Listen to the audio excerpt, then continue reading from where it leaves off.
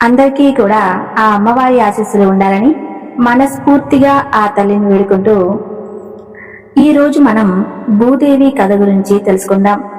భూదేవి కథ వింటే చాలు భూములు ఇల్లు కొంటూనే ఉంటారు. మనల్ని భరించేది భూదేవి, పంచభూతాత్మకమైనది భూదేవి. ఆమె రుణాన్ని ఎన్ని జన్మలెత్తినా తీర్చుకోలేము. కానీ జీవితంలో ఒక్కసారైనా భూదేవి కథను వింటే చాలు. భూదేవి అనుగ్రహం ఎన్ని జన్మలైనా ఉంటుందని పండితులు చెబుతున్నారు. భూదేవి కథను భక్తి శ్రద్ధలతో వినాలి. మీరు భూదేవి కథను వినకపోతే మీరు మరణించిన తరువాత స్వర్గానికి వెళ్ళినా నరకానికి వెళ్ళినా అక్కడ మీకు నిలబడడానికి కాస్త చోటు కూడా ఉండదు.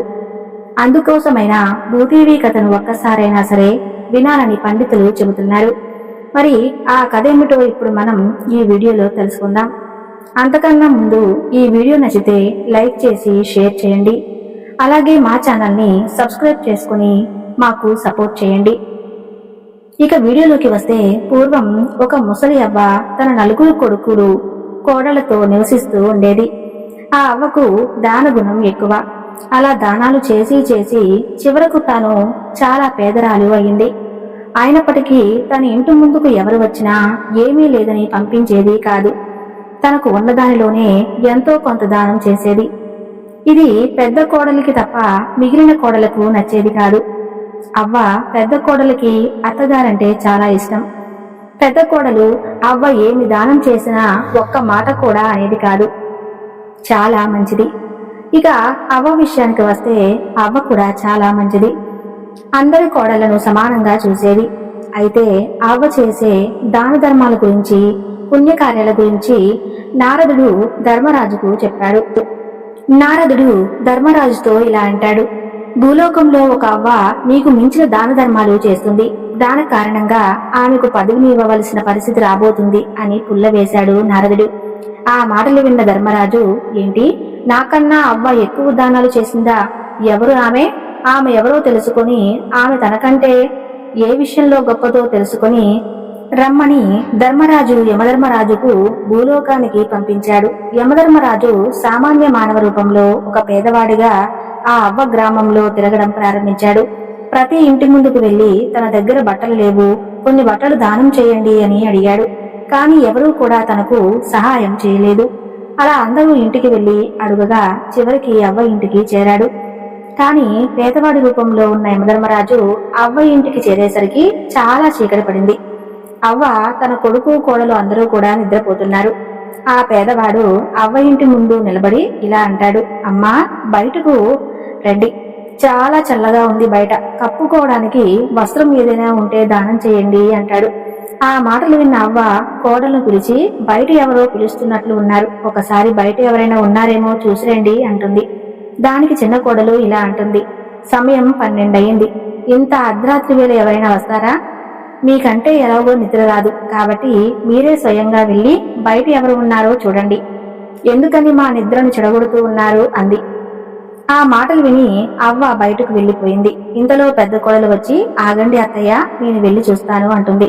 మిగతా కోడలు గదిలోకి వెళ్లిపోతారు. పెద్ద కోడలు బయటకు వెళ్లి చూస్తుంది.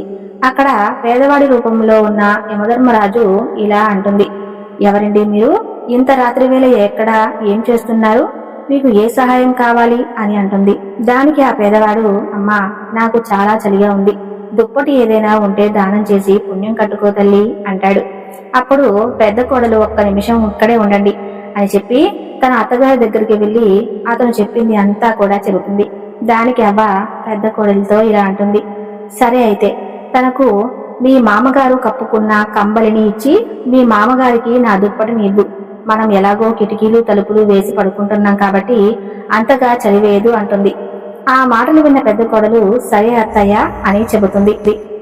పేదవాడికి తన మామయ్య కప్పుకున్న కంబలిని ఇస్తుంది. పెద్ద కోడలు ఇంట్లోకి వెళ్లిపోయింది. అందరూ నిద్రించారు. పేదవాడి రూపంలో ఉన్న యమధర్మరాజు ఆ కంబలిని తీసుకుని అక్కడ నుండి కొంచెం దూరం వచ్చి యముడి రూపంలోనికి మారి ధర్మరాజు వద్దకు వెళ్ళాడు. నారదుడు చెప్పింది నిజమే. భూలోకంలో ఒక అవ్వ దగ్గర ఉన్న పాత కొత్త వస్తువులను దానం చేస్తుంది, చాలా పుణ్యాన్ని పొందింది అని అంటాడు. యముడు మాటలు విన్న ధర్మరాజు, ఆ అవ్వ నిజంగానే సింహాసనాలు పొందుతుందేమో. యమధర్మరాజా, నువ్వు ఒక పని చెయ్యి, అవ్వను ఈ లోకానికి తీసుకునిరా అని చెప్తాడు ధర్మరాజు. అప్పుడు యమభటులు భూలోకానికి పంపించి అవ్వను తీసుకురమ్మని చెబుతాడు.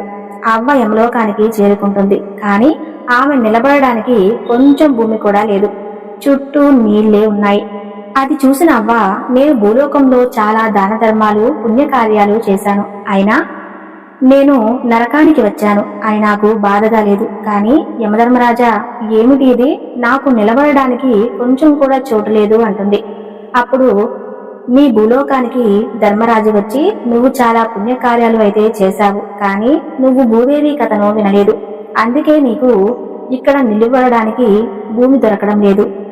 ఇక్కడనే కాదు, నువ్వు స్వర్గానికి వెళ్ళినా అక్కడ కూడా నీకు నిలబడడానికి భూమి దొరకదు అని ధర్మరాజు అవ్వతో చెబుతాడు.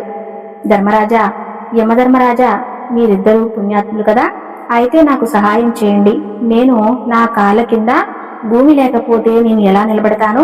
నాపై జాలి చూపించండి అంటుంది. అవ్వ మాటలకు ఆమె చేసిన దాన ధర్మాలను గుర్తు తెచ్చుకున్న యమధర్మరాజు ఇలా అంటాడు. మీరు బాధపడకండి, మీకు నేను 7 రోజులు గడువు ఇస్తున్నాను. మీరు భూమి మీదకు వెళ్లిన తర్వాత 6 రోజులు భూదేవి కథను వినాలి. 7వ రోజు తిరిగి ఇక్కడకు రావాలి అని చెప్పి అవ్వను భూమిపైకి పంపిస్తాడు. చివరికి ఒక షరతు పెడతాడు. భూమిపైకి వెళ్లిన తర్వాత క్రమం తప్పకుండా 6 రోజులు భూదేవి కథను ఒక బ్రాహ్మణుడి ద్వారా వినాలి. అలా అయితే నీకు ఇక్కడ నిలబడడానికి భూమి లభిస్తుంది అని చెబుతాడు. అక్కడ భూలోకంలో అవ్వ చనిపోయింది అని అనుకుని ఆమెకు దహన సంస్కారాలు చేయటం ప్రారంభించారు. శ్మశానానికి దగ్గరలో ఉందనగా అవ్వ లేచి తన కొడుకులతో, నన్ను ఎక్కడికి తీసుకుని వెళ్తున్నారు? నేను ఇంకా చనిపోలేదు అంటుంది. ఆ మాటలు విని 4 కొడుకులు కోడళ్ళు ఆశ్చర్యపోతారు. ఆ తర్వాత అవ్వకు క్షమాపణ చెప్పి ఇంటికి తీసుకుని వెళ్తారు. చనిపోయిన అత్త తిరిగి రావటం చూసిన 4 కోడలకు మతిపోతుంది. పెద్ద కోడలు చాలా సంతోషించింది. మిగిలిన 3 కోడళ్ళు ఇలా అనుకుంటున్నారు, ఈవిడ అంత త్వరగా ఎందుకు చస్తుంది, మనల్ని చంపుతుంది గాని అని అనుకుంటారు. ఊరిలోని వారంతా కూడా ఆశ్చర్యపోయారు. వీరి కుటుంబాన్ని చూసి హేళన చేస్తారు. ఆ తర్వాత అవ్వ తన 4 కోడలను కొడుకులను పిలిచి, నేను ఇంకా 7 రోజులు మాత్రమే ఈ భూమి మీద ఉంటాను. నిజానికి నేను రాత్రే నేను చనిపోయాను అని చెప్పి యమలోకంలో జరిగిందంతా కూడా చెప్పి తను భూమి మీదకు రావడానికి గల కారణం కూడా చెప్పింది. అవ్వ మాటలు విన్న కొడుకులు కోడళ్ళు, పెద్ద కోడలు తప్ప ఈవిడికి పిచ్చి పట్టిందా ఏమిటి, ఏదో పీడకల వచ్చి ఉంటుంది, దానికి ఇంత పెద్ద పంచాయతీ పెట్టాలా అంటారు. కొడుకులు కూడా ఆమె మాట వినలేదు. అప్పుడు అవ్వ, దయచేసి నా మాట నమ్మండి, ఇంకో 7 రోజుల్లో నేను మళ్ళీ చనిపోతాను. నేను 6 రోజులు క్రమం తప్పకుండా భూదేవి కథను వినాలి, నాకు సహాయం చేయండి అని ప్రాధేయపడింది. దానికి పెద్ద కోడలు ఇలా అంటుంది, అత్తగారు, చెప్పేది నిజమైనా అబద్ధమైనా ఏమవుతుంది? భూదేవి కథ వింటే పుణ్యమే కదా అంటుంది. పెద్ద కోడలు తన భర్తను పిలిచి, మీరు వెంటనే వెళ్లి ఒక బ్రాహ్మణుని పిలిచిరండి అంటుంది. మిగిలిన 3 కోడళ్ళు చేసేది ఏమి లేక చూస్తూ ఉన్నారు. చిన్న కోడలికి మాత్రం తన అత్తపై, తోటి కోడలపై కోపం రోజు రోజుకు పెరిగిపోతుంది. బ్రాహ్మణుడు ఇంటికి వచ్చి భూదేవి కథను చెప్పాడు. అలా క్రమం తప్పకుండా అవ్వ ఇంటిలో 6 రోజులు భూదేవి వ్రత కథను చదివించారు.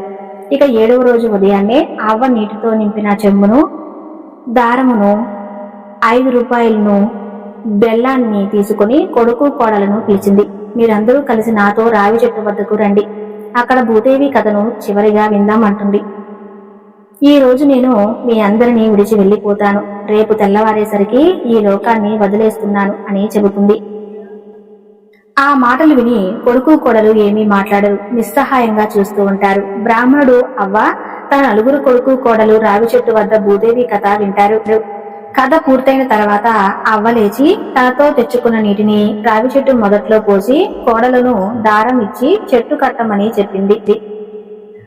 బెల్లాన్ని రావి చెట్టు మొదట్లో పాతిపెట్టి, అమ్మా భూదేవి, నేను చేసిన ఈ వ్రతాన్ని స్వీకరించు, నేను చేసిన పాపాలను క్షమించు, నాకు నిలబడడానికి భూమిని ఇవ్వు అని భూదేవిని మొక్కుతుంది. అందరూ కలిసి ఇంటికి వెళతారు.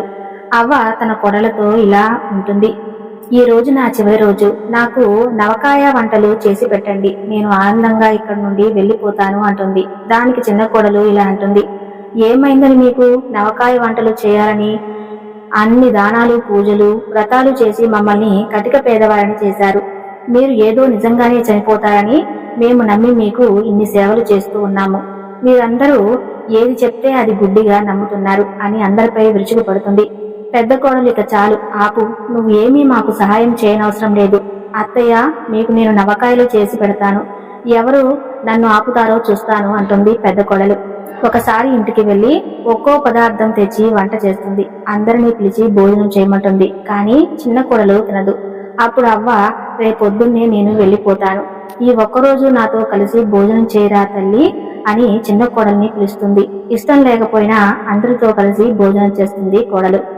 అవ్వ తన చివరి రోజులు ఆనందంగా గడుపుతుంది. ఇక ఆ రోజు రాత్రి యమదూతలు వచ్చి ఆమెను యమధర్మరాజు వద్దకు తీసుకుని వెళ్తారు. ఈసారి యమధర్మరాజు ధర్మరాజును చూసి అవ్వని ఇలా అంటారు, స్వామి, మీరు చెప్పినట్లు నేను భూదేవి మీదకు వెళ్ళి భూదేవి కథను విన్నాను. కానీ స్వామి, నేను నా పిల్లలను చాలా పేదరికంలో వదిలి వచ్చాను. ఇప్పుడు ఇంటిలో వారికి నాకు కార్యం చేయడానికి కూడా ధనం లేదు, తినడానికి తిండి లేదు. ఎన్ని పుణ్యకార్యాలు చేసినందుకు నాకేం మిగిలింది అని ఏడుస్తుంది. యమధర్మరాజు అవ్వతో, నువ్వు చేసిన వ్రతం మామూలు వ్రతం కాదు, భూదేవి వ్రతం. ఇంకా నువ్వు వ్రతం పూర్తి చేసి నీ వద్ద ఉన్న ధనాన్ని, బెల్లాన్ని భూమిలో పెట్టావు. నీకు నీ కుటుంబ సభ్యులకు భూదేవి అనుగ్రహిస్తుంది. చివరి రోజు నువ్వు మీ కుటుంబంతో కలిసి భూదేవి కథను విన్నావు. నీ పుణ్యఫలం వారికి కూడా దక్కింది చూడు అంటూ భూమి వైపు చూపించి తన ఇంటిలో ధనధాన్యాలను చూపించాడు. అవి చూసి అవ్వ చాలా సంతోషించింది. ఇక మరుసటి రోజు చిన్న కోడలు లేచి తన పనులు తాను చేసుకుంటుంది.